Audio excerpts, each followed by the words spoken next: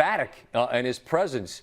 We don't have a ton of time, but I just want you to kind of measure the pressure this Celtic team has to close out a Philadelphia team that I didn't think could push them to this point, and has.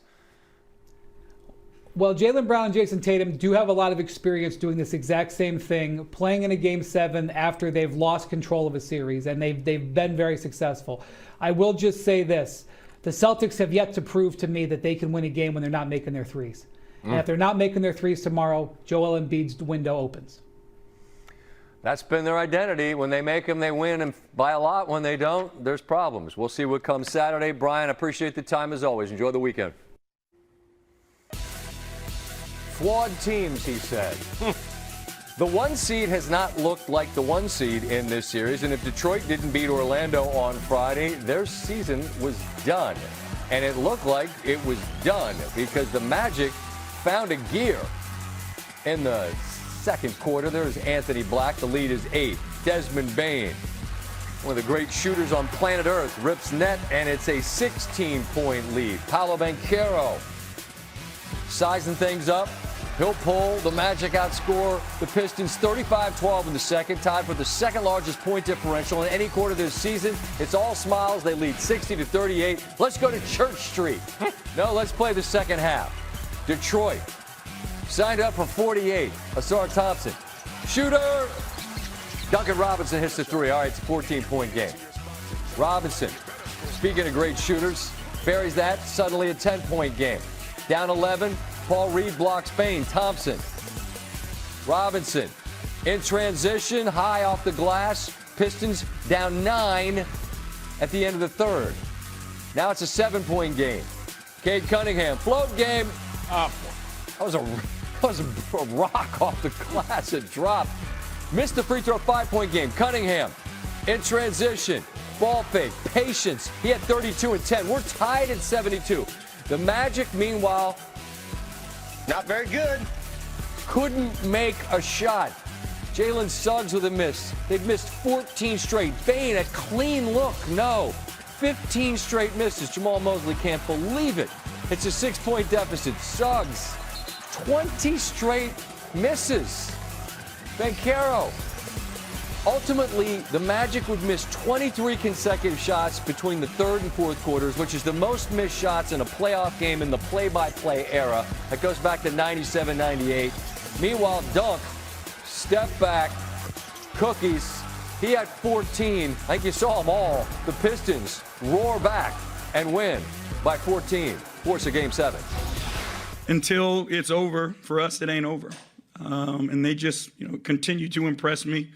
Time and time again, you get spoiled by it, but we just have that mentality, that you don't have to choke the life out of us. And if not, we're going to keep swinging. And as they say, one of them is going to hit the temple, and we'll get an opportunity to win games. That's who we are. We weren't going to lay down for anything, We went to the locker room. Obviously, we had, a big hill to climb, but it was still a lot of confidence in the room that, we were going to do it together and we were going to find a way out. Pistons come back from down 22 at the half, which is the largest when facing elimination in NBA history. The Magic, they had 19 points in the second half. 19, which is the fewest in any playoff half in NBA history. They missed 23 consecutive shots. Went about 45 minutes real time in between buckets. So, Paolo, what happened? Sometimes the game just goes that way, and unfortunately, we had a very bad drought tonight, and you just got to wipe it off and get ready for Game 7. At this point, there's no point in dwelling and thinking about what could have went, our way. It didn't go our way tonight. There's no other way to put it. This does suck. You have a 24-point lead and we let it go.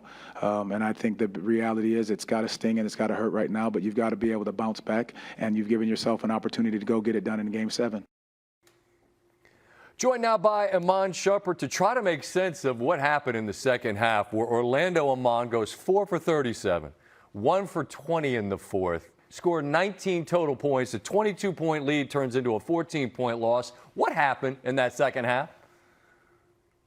Well, I don't know what happened within the Orlando locker room that changed. But I do know that we finally saw the Detroit Pistons that we've all been waiting to see, the ones that we saw were number one and convincingly the number one seed in the East. They play really well defensively. Asua Thompson's not going to get as much praise as he deserves, but his defensive principles are unmatched. Besides that, Orlando struggled just happens in a playoff game. It just doesn't happen to this degree. Losing Wagner, I know, has jumbled things up. They've had to play with a ton of injuries all season, so it's tough to see, especially when it seems like they've had it in their hands. But I think this is the Detroit Pistons team that we thought we were going to see, especially toward the end of games when Cade Cunningham becomes a complete killer on the offensive end. They haven't, for the balance of this series, looked a lot like the one, though. I mean, they do in the second half on this night.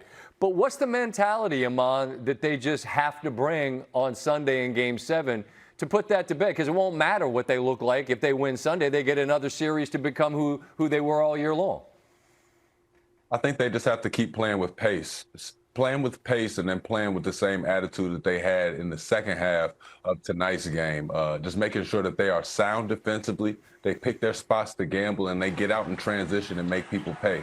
The more easy they can make it in transition also helps when their half-court game, when they finally go to that ball screen game and have Duncan Robinson running around the perimeter to cause havoc for anybody that has to go into a rotation.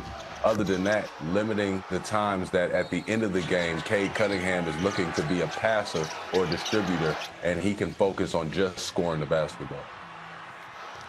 It was just amazing to me, man. That first half, Orlando's got the grease hot. Everything's going in. I'm like, wow, they're going to move on here. And now they got to go on the road and try to win a Game 7. That's playoff basketball. But that second half's not like anything we've really ever seen. A wild night in the NBA. I want to talk to you about that Toronto victory in a bit. So let's do that in just a little bit here, all right? This year in Toronto, they gave up a 31-0 run. So they kind of know, as bad as it sounds, they kind of know how this feels and how these epic collapses are. And I think they've always responded. You know, they responded in the play-in games, which they really stepped up their defense and been playing well so far. So I think they have a short-term memory as a team, believe it or not. And I think they used that experience from a couple years ago, the Cavs Game 7. And a couple of these guys were there and just let it all hang out. I really think this is not going to be effective for them that much. I think they're going to be ready to play. I know, UD couldn't believe it. Yeah, I'm with you to a certain degree, Dirty.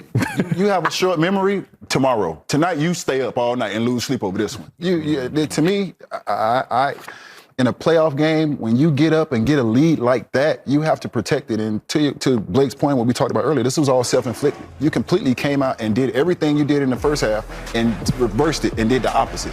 Getting in the paint, going against 2 and 3 guys instead of spraying, trusting the pass. Even if we're not making shots, do not get bored with the process. Continue to trust the pass and make the right play. There's a karma to the game when you make the right play consistently every single time.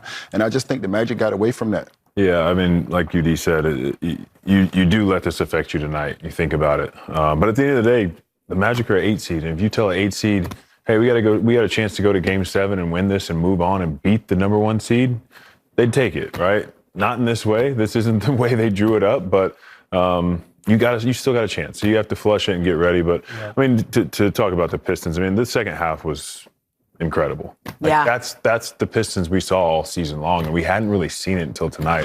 And Cade has been elite, all series long. He's had, some turnover troubles, but man, in the second half tonight, just absolutely took over and just hit tough shots. It was kind of one of the first times you see him play with a little bit more fire. He's so cool. He's so under control at all times. I like that version of Cade. So, hopefully Orlando can bring that juice. And we're in for a good one on Sunday. Yeah. Great leadership from Cade. That force BG's talking about, it was so important. I mean, we sat up there at halftime talking about how bad the Pistons were, how bad their offense looks, how they're a defensive team. They gave up 60 points. Now we're talking about how great they were in the second half. So I think it's a testament to Cade as a leader. Going into the game, I was excited to watch him play. He's had a top 6 or 7 guy in the league this year. So the way he kind of carried them, the force, the determination, the steals. He got into people defensively. Obviously, you can't miss that many shots and not miss some open ones. But there was a panic There was I think a lackadaisical nature to Orlando. The heat was put on them, by the Pistons. They got up into them. They started to push them around, create turnovers. The team, like BG said, the team we've seen all year. But Cade drove that. He took that and said, guys, I'm going to give us a chance here. And they followed, and I thought it was a fantastic performance. So now it's a big, big game for momentum, right? They go into a lot of confidence. Yeah. And now if you're Orlando, you have to find a way to believe again, to say, like, we can do this. We just did it. And that's the crazy thing. They did it in the first half. So fascinating psychological battle on Sunday, and I'll be tuned in to see who comes out on top. Yeah, truly some battle. Yeah, I like it. Some superstardom for sure from Cade, though. We saw him get 45. He had 32 tonight and 24 of those in the second half to save his team. All right, we're going to take a break. They're missing Franz. Sorry. For sure. Yeah, they are missing Franz. Absolutely. We're going to take a break, but first, we got to take a minute to give a shout out to our teammate, John Wall. The new president of basketball operations for Howard University men's basketball. Congratulations, John. Congrats. He knows every high school player of all time, so you got a good one, Howard. There's no one better for the job. Well deserved. We are so happy for you. And you now have some Bison fans. We love it. Let's go. All right, coming up Go next. Bison.